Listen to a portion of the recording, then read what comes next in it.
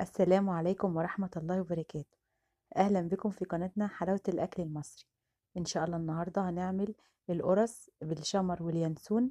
بتبقى جميلة جدا وطعمها بيبقى لذيذ، وكمان هنعملها هتبقى طرية كمان. إن شاء الله هتطلع معانا تحفة.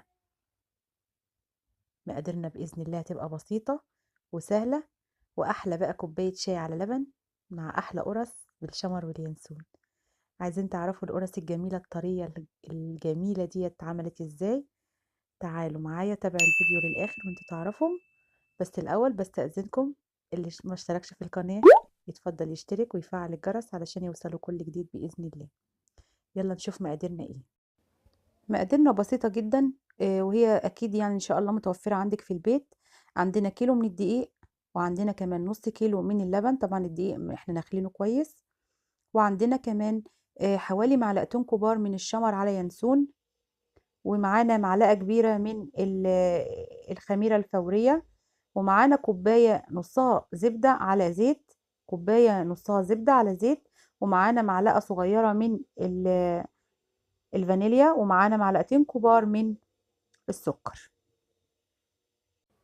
مقاديرنا بسيطة جدا، زي ما احنا قلنا كده اكيد ان شاء الله متوفرة عندك في البيت. اول حاجة بإذن الله هنقول ايه؟ هنسمي بسم الله الرحمن الرحيم، وهنبدأ الاول نختبر الخميرة بتاعتنا. وده طبعا بيتم عن طريق ان انا بجيب نص كوباية من المية الدافية، وعليهم طبعا معلقة من السكر، وعليهم الخميرة الفورية اللي هي قد ايه معلقة بتاعتنا الكبيرة اللي احنا جايبينها من الخميرة الفورية. بحطهم طبعا على بعض في بولة صغيرة كده، وبختبر الخميرة واقلبهم كويس لحد ما الخميرة تبدأ تعلى معايا، يبقى هي كده صالحة ان شاء الله للاستخدام. طبعا انا هغطيها دلوقتي وهتركها لمدة 5 دقايق بس كده، يعني على بال ما اجهز حاجة تانية. دلوقتي بقى هبدأ اعمل ايه؟ هجيب المطحنة بتاعة الخلاط، وهجيب الشمر على ينسون واحطه في المطحنة بالشكل ده كده، وهبدأ دلوقتي ان انا اطحنه، بس مش هنعمه قوي يعني، طحن بس كده، نص طحن. خلاص كده طحنت الشمر على ينسون، طحنتهم خلاص. دلوقتي بقى هبدأ اعمل ايه؟ زي ما احنا شايفين كده، هو الطحن نص طحن بس اهوت، يعني لسه في خشونة، مش ناعم قوي يعني. دلوقتي بقى هبدأ اجيب الدقيق، طبعا اكون طبعا نخلته ومجهزاه بالشكل اللي احنا شايفينه ده. اول حاجة طبعا هعملها ايه؟ هحط عليه ذرة الملح بتاعتنا. لازم اي معجنات هتبدأي تشتغلي فيها، لازم تحطي على الدقيق ذرة ملح، حتى لو المعجنات دي هتبقى مسكرة، حطي ذرة ملح بردك. هنا دلوقتي طبعا حطيت المعلقتين الكبار من الشمر على ينسون على الدقيق بالشكل ده كده، وهقلبهم كويس كلهم مع بعض.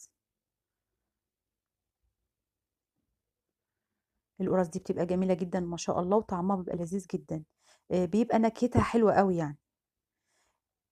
دي طبعا معلقة كبيرة من البيكنج باودر، ما قلناش في المقادير، بس انا حبيت ان انا يعني اقولها دلوقتي لاني انا فعلا نسيت اقولها في المقادير.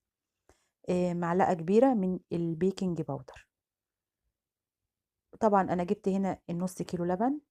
طبعا انت هنا مش متحددة بمعيار قد ايه لبن، انت هنا اصل في دقيق ممكن ياخد منك عجن كتير، سوائل كتيرة، وفي دقيق لا. طبعا انا جبت النص كيلو اللبن، حطيت عليهم طبعا المعلقتين الكبار السكر، وحطيت الفانيليا، وبقلب كله مع بعضه كده بالشكل ده. بقلب السكر مع اللبن مع الفانيليا. بعد كده بعمل ايه؟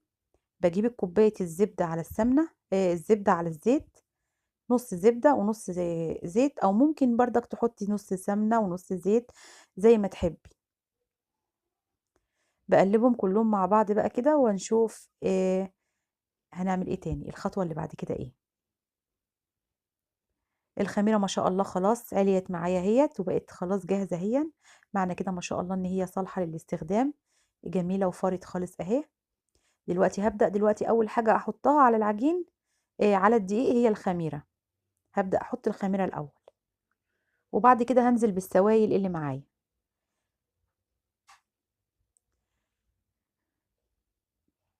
كل ما يعني أنا دلوقتي هاشوف لو العجين احتاج منّي سوايل كمان من اللبن باحُط له، يعني أنا مش باحُط مرّة واحدة لكمية النُص كيلو كلّها، أنا باحُط بس حبّة، حبّة كده واشوف، لو خلاص العجينة اتلمّت معايا وبقت خلاص مش محتاجة سوايل خلاص، بس هي ما شاء الله خدت الكمية ما شاء الله، وهي يعني بقت بالشكل الجميل اللي إحنا شايفينه ده، بقت مطّاطة خالص أهيّة والعجينة بقت طرية في إيديّا أهي، بس أهم حاجة اعجنيها كويس جدًا، علشان كل ما هتعجنيها كويس كل ما هتدّيكِ نتيجة أحسن. خلاص كده أنا هاغطّيها بقى وهاسيبها لحد ما تخمر معايا. هاجيب كيس تلاجة وافتحه وابدأ إن أنا أغطّيها بيه، وبعد كده هاتركها بقى حوالي ساعة كده أو زي ما هتاخد بقى، يعني لإن طبعًا الجو دلوقتي بقى بارد، يعني ما عادش زي الأول حَر، فممكن تغيب شوية في الخمر، فعادي ما فيش مشكلة. واغطّيها بقى بالشكل ده كده واتركها واسيبها لحد ما تخمر معايا. خلاص كده العجين خمر معايا ما شاء الله جميل أهوّة، والعجينة مطّاطة خالص أهيّة وسهلة جدًا في الفرد. طبعًا باخد جزء كده واكوّره وابدأ إن أنا آآ أعمل بقى القرصة بتاعتي أفردها بقى على قد الحجم اللي أنتِ عاوزاه، عاوزاها صغيّرة بتصغّريها، عاوزاها كبيرة شوية بتكبّري العجين، ما فيش أي مشكلة خالص، أنا باحبها وسط. هابدأ بقى أفرد كل الكمية كده زي ما إحنا شايفين، هاكوّر وبعدين أفرد.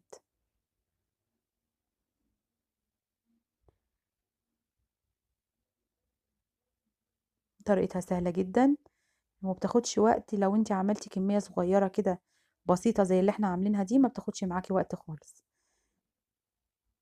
بابطّط كده بالشكل ده، هاخلّص بقى كل الكمية بالطريقة اللي إحنا شُفناها دي، هافردها كده واخلّص القرص كلّها، وبعدين هاجيب طبعًا صينية كده وارُص فيها القرص بتاعتنا طبعًا، الصينية طبعًا اللي هتدخل الفرن، ما شاء الله أخلّص بقى كل الكمية وبعدين أورّيها لكم.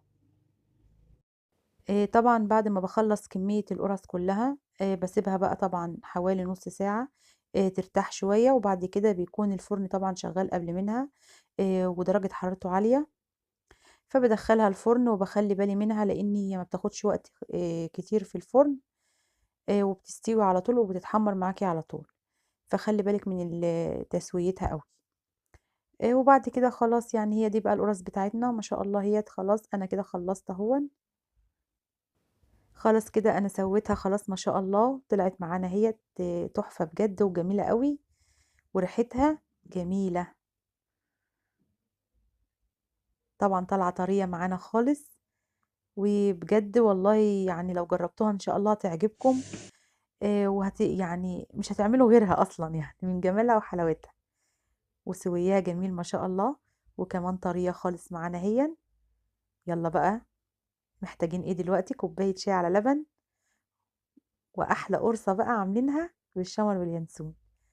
يا رب الفيديو النهارده يكون عجبكم ولو عجبكم بقى ما تنسوناش باللايك واشتراككم في القناة وتفعيل الجرس والسلام عليكم ورحمة الله وبركاته